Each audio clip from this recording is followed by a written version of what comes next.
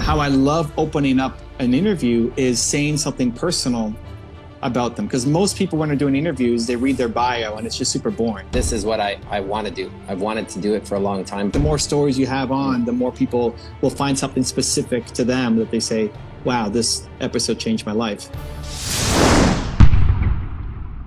Oh, here he is. Jeffrey's in the house. Hey, Evan, great to meet you. We got it working. It's happening. Fantastic. Really happy to be here. Thanks for the opportunity. Yeah, cool, man. So Jeffrey's a new member of Movement Makers, and as part of that, we're doing this session together. So you got the Pin podcast. How can I brought along a book. Look at that. I love it. There you go. I got very inspired right at the beginning of COVID last year and read the whole thing. So, thanks for everything you do for so many people. Cool, man. I love it.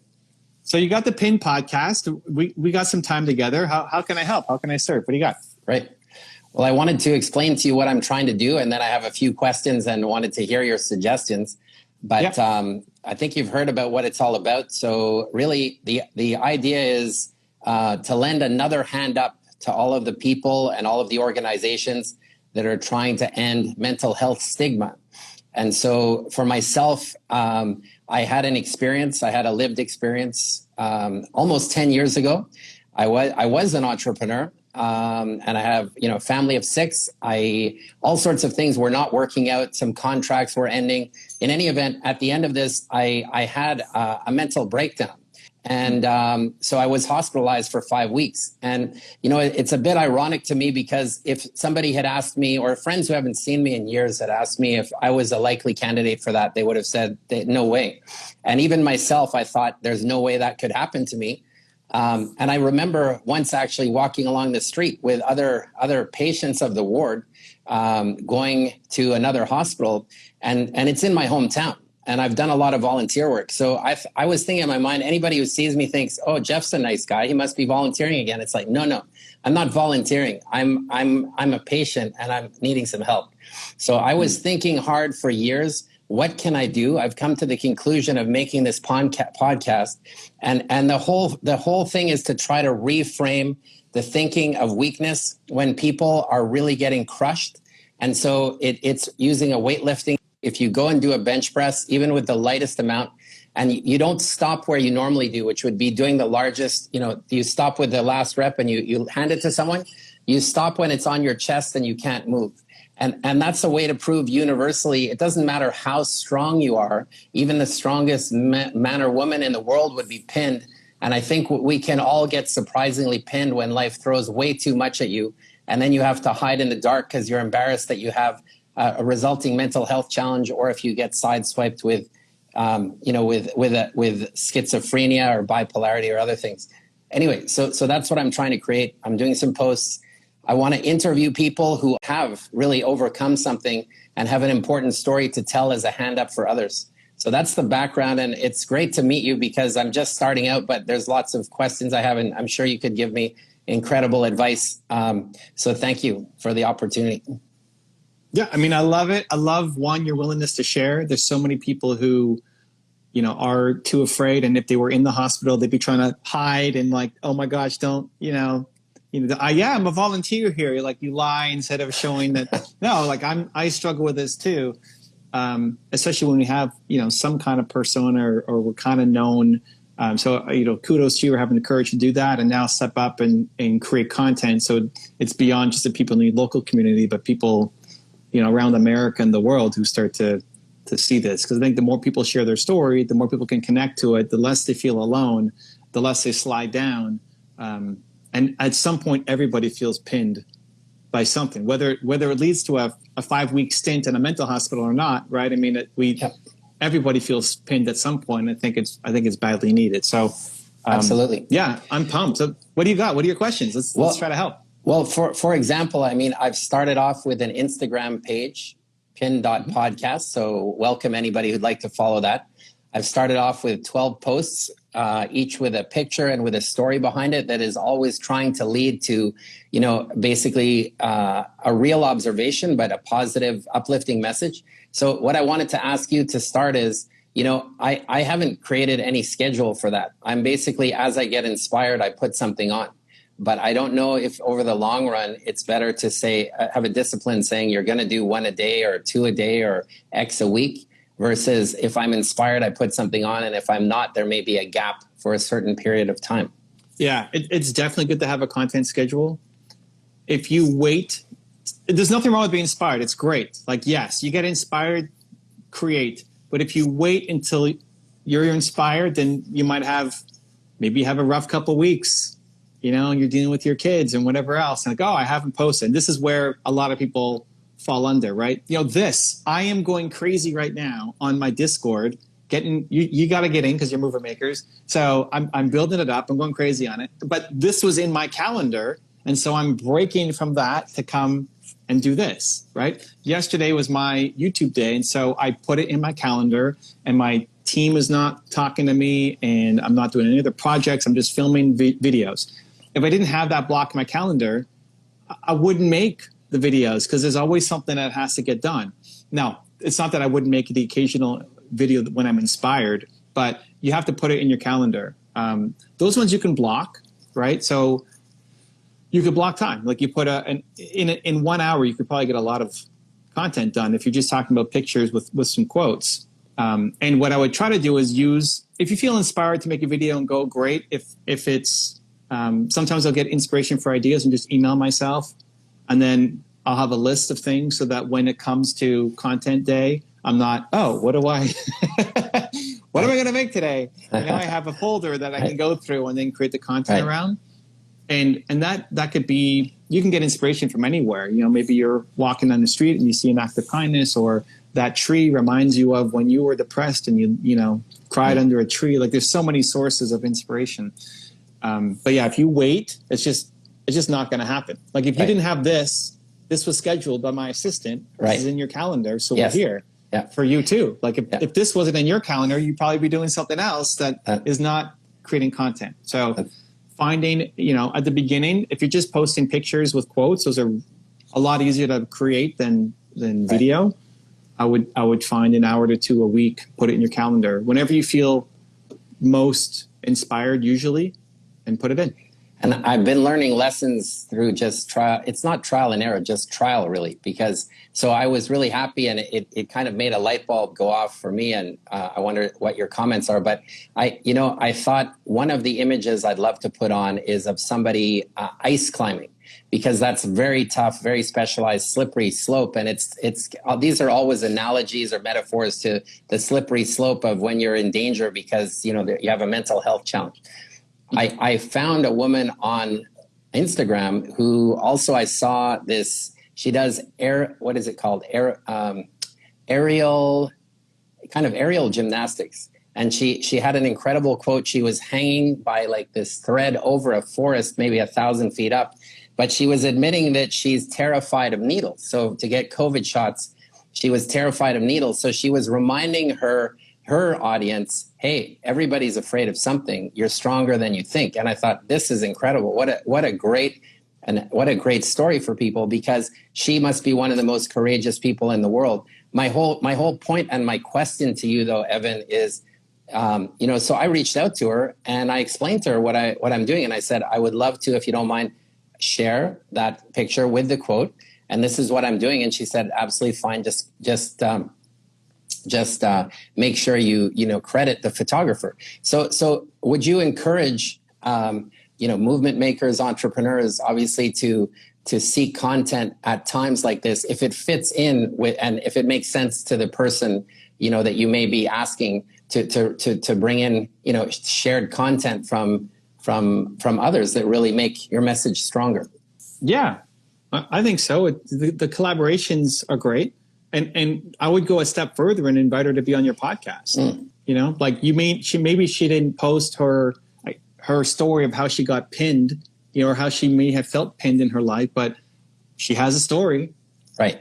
For sure. Everybody's got their own story of feeling pinned. And It's a great opening for the podcast, because most people, when they're doing interviews, and if you go back in Movement Makers, we had a section of how to be a great interviewer, not just interviewee. And how I love opening up an interview is saying something personal about them. Because most people, when they're doing interviews, they read their bio and it's just super boring. Like you got to sit through, okay, let me tell you about Jeff. Jeff has a, and it's boring. Jeff has tuned out because he doesn't want to hear his own bio again.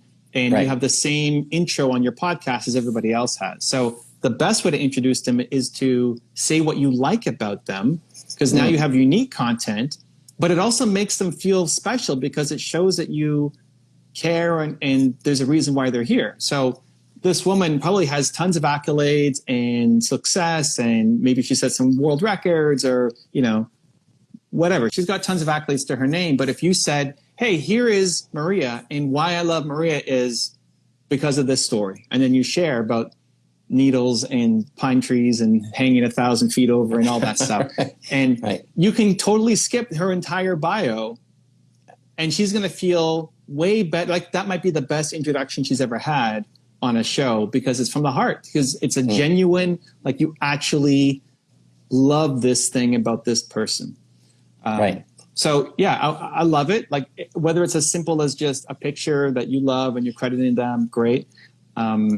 But I would try to see if you can go a step further and ask them to be on your show, and then lead with that intro. And then at some point you dive into, hey, how have you felt pinned in your life? And again, everybody's got some kind of story to share.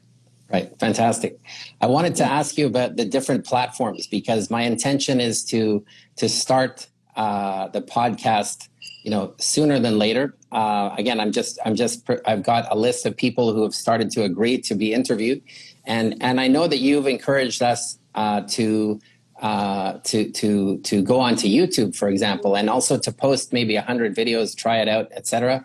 So I just wanted your general comments as somebody who's starting out. Again, my intention was to start with Instagram, to do a podcast, and then I've spoken to a couple of friends who are doing podcasts, so getting the technical side. But maybe if I know you talk about this a lot, but just for somebody at an early stage like me, the comments on the use of the different medias. Yeah. So tomorrow's session in Movement Makers is going to be great, because I think that the topic is how would I get started on YouTube, like if I was starting right now. So it's geared towards getting started. But for podcast, YouTube for sure. So you're thinking, how do I record video? And the easiest way to do it is actually on an Instagram Live. Like this could be saved as a video and might make it to one of my YouTube channels. Then you could rip the audio and turn that into all of the audio platforms for your podcast. And then the third would be Instagram. Either the whole thing, because you're doing it live and now you have it saved. Right. And also Instagram is the easiest way for you to reach people. So YouTube is the best, but it's going to be a long-term play. It'll take a while to build up momentum and steam and people to get to know you and algorithm pick up and all that. YouTube but it's the best long-term play for you to build this brand, because what you're talking about, unfortunately, in 2 years, in 5 years, in 7 years, is still going to be a problem. Like we're trying to make our dent in the universe, but unfortunately, you're talking about mental health. It's still going to be a problem in 2 years, 5 years, 7 years. Of course. That content, that content you put up on YouTube will still be valuable for people, right? But it's just a longer term play. So YouTube, all the audio platforms, and then Instagram would be where I'd post either the whole thing in Instagram in IGTV like this, or if you have any kind of editing capabilities, you could clip some of the moments, or even just take some of the if you like quotes, take some of the highlight quotes. Like if you have her on your show and you're going to talk for half an hour, whatever you're going to do, there's going to be 5 to 10 quotes that she says that you really love and resonate. Right. So you take those quotes and you turn them into pictures for your account as well. Fantastic. And then Instagram becomes the easy place for you to DM people and reach out to say, hey, I'd love to have you as a guest on my show as well. Fantastic. Another question is based on that, really, when you're talking about half an hour, and I'll give you a specific example, but of the type of people I'm going to be talking to on the podcast. I do have a friend who was a star athlete in university, excellent athlete when he became a professional, successful businessman, father of 3 kids. But several years ago, he took his leading sales team to Hawaii, took surfing lessons, and ended up breaking his neck himself in an accident and has been a quadriplegic ever since. So he has certainly been massively pinned both physically and mentally. He's gone through a lot of things, but he's somebody who wants to share his story. And none of this is trying to sugarcoat anything, right? And as I've said in my thing too, I have no medical expertise. I'm looking to help people share stories on my own as to try to make sure we all know we're human and that we can seek that hand up when we feel there's nowhere to turn and we've got reasons to not want to, feel less than who we are or think we're not as good as others. So my question to you is, I've spoken to him already. I don't know, if this should be a half an hour discussion or an hour discussion, if you target it in advance or you just let it go with a whole bunch of questions. And if it turns out that he's only comfortable or we've talked for half an hour and that's it, you stop there or you edit it, or should we always target the same amount of time or even extra time if you're going to edit as well? Yeah, that's a great question. So already from the vibe that I'm getting from you, I think what you do is create a safe space for people to actually share their story. And it's not so much about you talking, but you're going to ask questions and then just give them a space. Yes. You'll be a great listener and you'll give them a space to share their story. And you might be the only person who's ever asked them in a way where they can share their story and make them feel comfortable enough to do it. Right. So I think that becomes the cornerstone to say, hey, I'm just like you, maybe not like, obviously not a quadriplegic, but I'm like you in that I struggled with this and here's the purpose. Like you lead with the mission.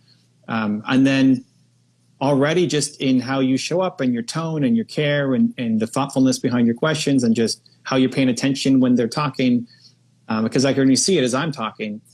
It would not surprise me that you would get information and stories out of them that they've never shared anywhere else. So you would like to have a lot of time for them to get into it because he's like, oh, okay, Sally, sorry, we got to go now on to somebody. Like if they're in the middle of this really emotional story that they've never told anywhere else, you want to make sure that there's time for that. So there's no upper limit. I encourage people to go long. If you have the time and they have the time, longer is always better, especially for YouTube. So one of the main reasons why people like Joe Rogan took off is they're like 3-hour podcasts. You're sitting down and you're talking for 3 hours. Now that's a lot of commitment and that's a lot of work. Right. So you have to have buffer time on your calendar. And it's also always smart to ask them if they have a hard out. Yeah, right. Like, do you have to be somewhere? Do you have to go pick up your kids? Do you have another? Because you don't want to be disrespectful of their time. And I know you wouldn't. So it's just asking if they have a hard out. You can say sometimes conversations go, we can budget an hour, but sometimes they go less. Sometimes they go more. Is there a hard out I should know about? Right. And then going as long as you can. There's always more levels that you can go. And I think you'll know when to end it. Like there's just a vibe to a conversation where it feels like, okay, that's a great spot to end on. Thank you so much for popping in. So I wouldn't fix myself in because you want them to have the permission to share their story. And sometimes it takes a long time to get out. Yeah. I was going to ask too, because of my life experiences and the reason I'm doing this, and then people I've met along the way, I would like to intersperse this at different times with different stories. So it's a question of how to do that, because the goal of each podcast is to allow somebody to come forward and share their story. Again, this isn't sugarcoating anything. A lot of these are very, very difficult stories, but they are ending with hope in some ways. And hopefully we can also lend a hand up to the person sharing too, if they are still pinned or need some help. But my question to you, and I'll give you a very quick story, which is an example, but when I was a teenager, I worked a lot with disabled kids because my mom was working at a school for them.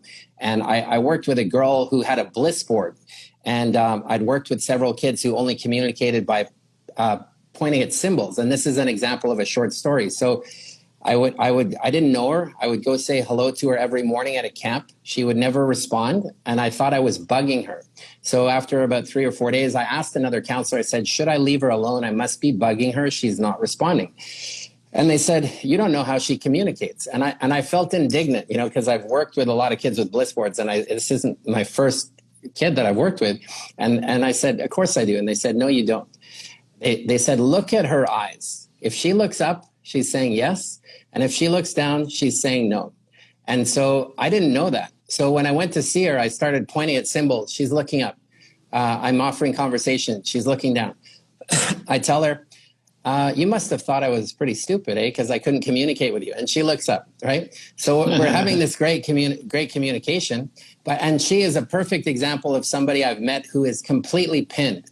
And yet if somebody can't give her a hand up and get into her world, she's got a very challenging life regardless. But the dignity of her human spirit is amazing.